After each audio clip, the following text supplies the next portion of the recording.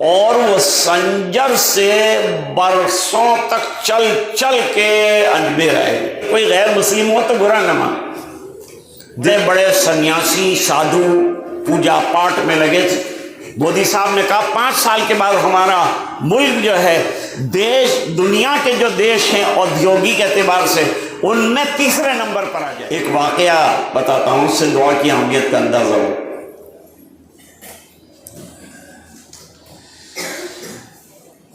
ख्वाजा मोइनुद्दीन चिश्ती संजरी अजमेरी रहमतुल्लाह अलैह,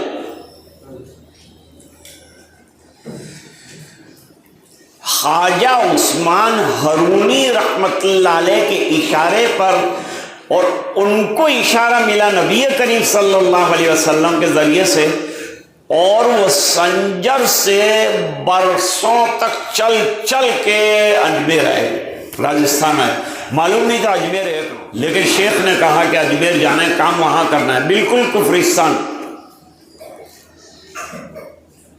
देव देवियों की पूजा वहां, मुसलमान, इस्लाम का नाम तक नहीं था। भाई कोई गैर मुस्लिम हो तो बुरा न मान।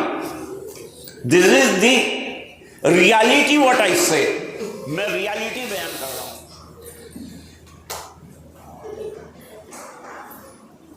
अब भाई देव देवियों की पूजा जहां हो रही थी वहां भेजा। अजमेर में एक बहुत बड़ा तालाब है, उसका नाम है अना सागर। दूर दूर तक अभी भी है।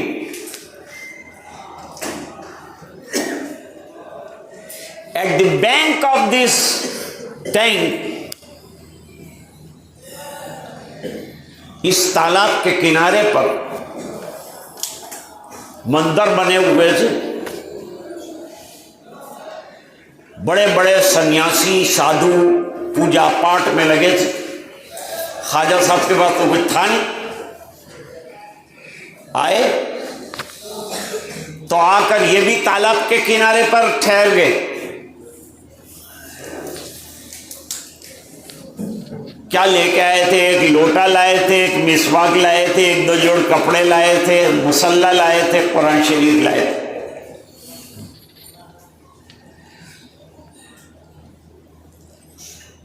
ख्वाजा साहब ने काम शुरू किया, अल्लाह के दीन का काम। दीन के काम में क्या है? नमाज पढ़ते थे। वहां कोई वाकिफ ही नहीं था नमाज, व्हाट इज नमाज। कुरान पढ़ते थे, नमाज पढ़ते थे, कुरान पढ़ते थे, नमाज पढ़े। 1 आदमी आया, 2 आदमी आए, 3 आदमी आए।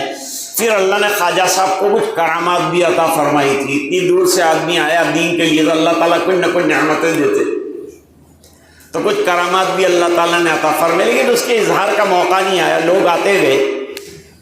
कुछ लोग टाइप हुए हजरत को देखकर। उस जमाने में राय पिथौरा, जिसको पृथ्वीराज चौहान कहते हैं, उसकी हुकूमत थी। राय पिथौरा ये सब देख रहा था।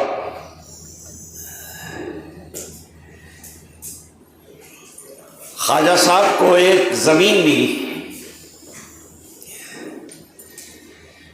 ये जमीन जो है, साहिब जमीन ने ख्वाजा साहब को वक्फ कर दी।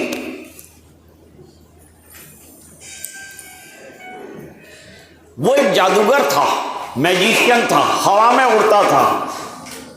उसको हवा में से उतार कर अपने सामने बिठाया। उसकी ये तमाम जायदाद और जमीन थी, उसने सब वक्फ कर दी।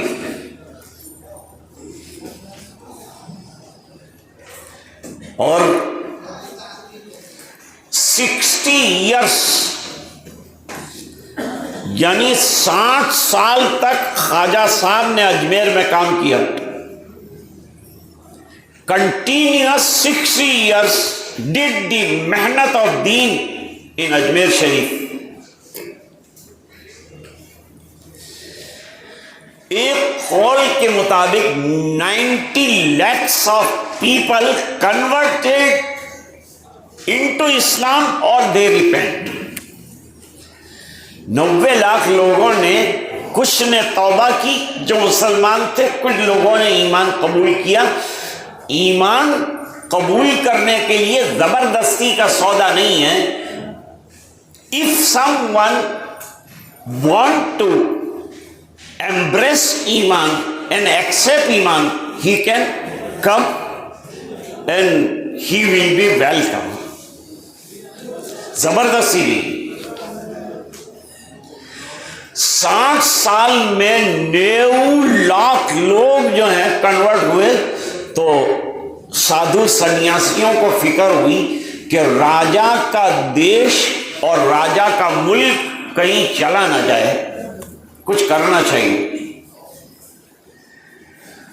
चुनांचे उन्होंने पृथ्वीराज चौहान को लेटर लिखा कि एक फकीर आया है और उसने झोंपड़ा डाल दिया है और खानका बना ली है और रोजाना हजारों लोग आते जाते हैं, खाते हैं, पीते हैं, कुछ अल्लाह अल्लाह करते हैं। ख्वाजा साहब को हुकूमत से कोई लेना देना नहीं। अल्लाह ताला ने अल्लाह वालों के पैरों में और जूतों में दौलतें रखी हैं, उनको क्या जरूरत है दौलत की।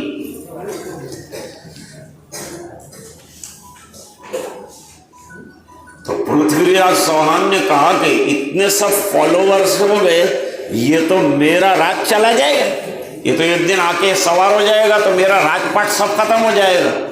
ख्वाजा साहब ने कहलवाया भी मैं राजपाट नहीं करना चाहता, मैं ये अपनी झोपड़ी के अंदर रहूंगा, वही मेरा मुसल्ला, वही मेरी टूटी हुई चटाई, मुझे नहीं चाहिए दुनिया। मैं दुनिया छुड़ाने की मेहनत पे लगाऊं, दुनिया आ जाए इसकी मेहनत नहीं है मेरी। अब पृथ्वीराज चौहान तो डर गए। राजा को तो अपने राजपाट की फिक्र होती है, अपनी गद्दी की फिक्र होती है, कुर्सी वाले को तो कुर्सी की फिक्र होती है। उसने एक लेटर लिखा, लेटर में लिखा कि कल मॉर्निंग में सूरज निकले उससे पहले तुमको हमारा देश छोड़कर जाना है। अब इतने मुरीद, इतनी बड़ी खानकाह, इतने लोग लेटे हुए, बैठे हुए, खाते पीते, अल्लाह अल्लाह करते, इनको एक रात में कहाँ ट्रांसफर करूंगा। अब जितने मुरीदीन थे उनको फिक्र हुई कि अब क्या किया जाए। तो ख्वाजा साहब ने कहा ये किसके दरबार का लेटर है? कहा वो राजा के दरबार का लेटर है। कहा हमारे पास उससे बड़ा दरबार है, हम उधर जाते हैं, लाओ हमारे हथियार लाओ। मुसलमानों के बारे में बहुत मशहूर है कि इनके पास हथियार है और ये हथियार फलान सप्लाई कर। हमारी मस्जिद में इंशाअल्लाह आपको कोई हथियार नहीं मिलेगा, झाड़ू अलबत्ता मिलेगी सफाई के लिए। आ जाओ, मस्जिदें ओपन, मदरसे ओपन, हमारे घर ओपन, आके देखो इंशाअल्लाह कोई चीज नहीं, सलामती सलामती सलामती, अमन अमान। और ये होटल का नाम है एकता, हम लोग एकता वाले। इस होटल का नाम बड़ा अच्छा रखा, एकता। हमारे अंदर एकता आ जाए तो देश प्रगति करके कहां से कहां जाएगा। आज जरूरत एकता की है। हिंदू मुस्लिम सिख ईसाई आपस में है भाई भाई, सबको एक होना है और सबको मिलकर देश को लेकर आगे चलना है। एजुकेशन में आगे बढ़ना है, दीन में भी आगे बढ़ना है, दोनों चीज़ों में आगे बढ़ना है और हमें तरक्की करनी है। देश अभी इस वक्त इकोनॉमी के एतबार से नंबर 1 के ऊपर है, उससे भी आगे हम ले जाएंगे।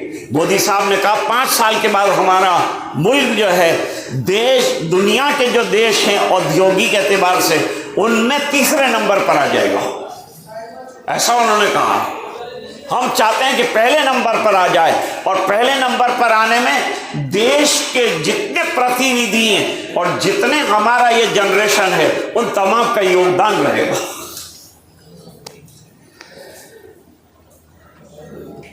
ख्वाजा साहब ने अपने मुरीदों से कहा लाओ हथियार लाओ।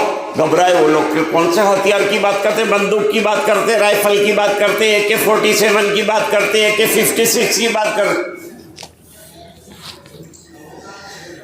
मुरीदों ने कहा हमारे पास तो कोई वेपन नहीं है, हथियार नहीं है हमारे पास। अरे कहा तुम इतने साल रहे, तुमको मालूम नहीं कि फकीरों के हथियार क्या होते हैं। साहब क्या होते हैं? यूं का मुसल्ला हमारा हथियार है,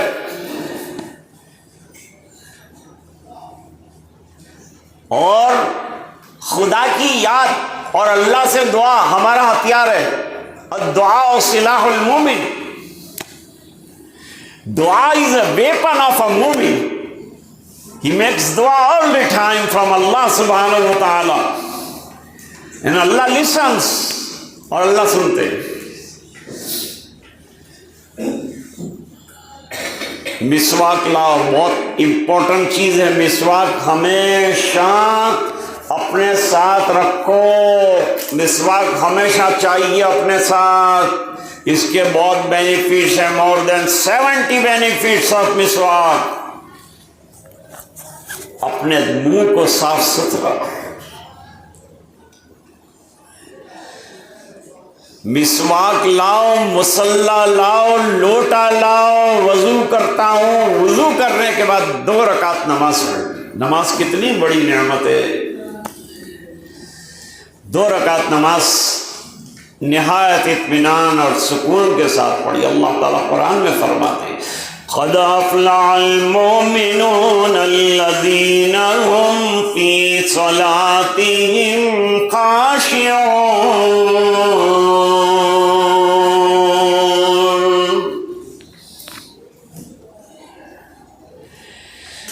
The musallis whom perform the salah with full concentration in front of Allah subhanahu wa ta'ala, वो नमाज पढ़ने वाले जो पूरी तवज्जो के साथ अल्लाह के सामने खड़े होकर नमाज पढ़ते हैं। रकात 2 पूरी की, हाथ उठा दिए दुआ के लिए। हम भी दुआ के लिए जमा हुए, अभी हाथ उठाने वाले ये उलमा सब मिलकर, और इंशाल्लाह बेड़ा पार हो जाएगा और होटल खूब चलेगा इंशाल्लाह। अल्लाह चलाए, हम इसी के लिए आए हैं कि दुआ करेंगे हम सब मिलकर। ये नन्हे नन्हे बच्चे, मालूम नहीं किसी की दुआ कबूल हो जाएगी, हमको क्या मालूम। हम तो इस लालच में आए हैं कि ये सब मिलकर दुआ करेंगे तो हमारा कहीं बेड़ा पार हो जाएगा। हकीमुल उम्मत हजरत मौलाना अशरफ अली साहब थानवी रहमतुल्लाह अलैह हर एक से मुलाकात कर लेते थे। कोई भी हो, भाई चलो मुलाकात कर लो, मुलाकात कर लो। फरमान इसलिए मुलाकात नहीं करता कि मैं बुजुर्ग हूँ और मेरी मुलाकात नहीं। किसी जन्नती का हाथ मेरे हाथ से लग जाए तो मुझे पकड़कर वो जन्नत में ले जाएगा। मैं तो इसलिए मुलाकात करता हूँ। दुआ के लिए हाथ उठाए। ख्वाजा मोइनुद्दीन चिश्ती रहमतुल्लाह अलैह ने लंबी दुआ करने के बाद मुस्कुराए, और मुस्कुराने के बाद हजरत ख्वाजा साहब ने फरमाया, अल्हम्दुलिल्लाह, दुआ के कबूल होने के आसार नजर आ गए हैं। ख्वाजा मोइनुद्दीन की कब्र अजमेर में बनने वाली। ख्वाजा को कहीं नहीं जाना पड़ेगा। मैंने अल्लाह से कहा कि अल्लाह, अजमेर भी तेरा और दुनिया भी तेरी, तेरे हुक्म पर आया हूँ और तू कहेगा तो चला भी जाऊंगा, लेकिन राजा के कहने से नहीं जाऊंगा, तेरे हुक्म से जाऊंगा। तेरा हुक्म है तो रहूंगा, चाहे कुछ भी हो जाए, चाहे गर्दन कट जाए। नतीजा ये हुआ कि दुआ की कबूलियत का असर नजर आया। और सुबह में शहाबुद्दीन गौरी आए। आफ्ताब तुलू होने से पहले पृथ्वीराज चौहान को अजमेर से निकलना पड़ा, और ख्वाजा साहब का मज़ार का दीदार करने के लिए लोग आज भी जाते हैं। वो अभी तक अजमेर, ये दुआ का असर है।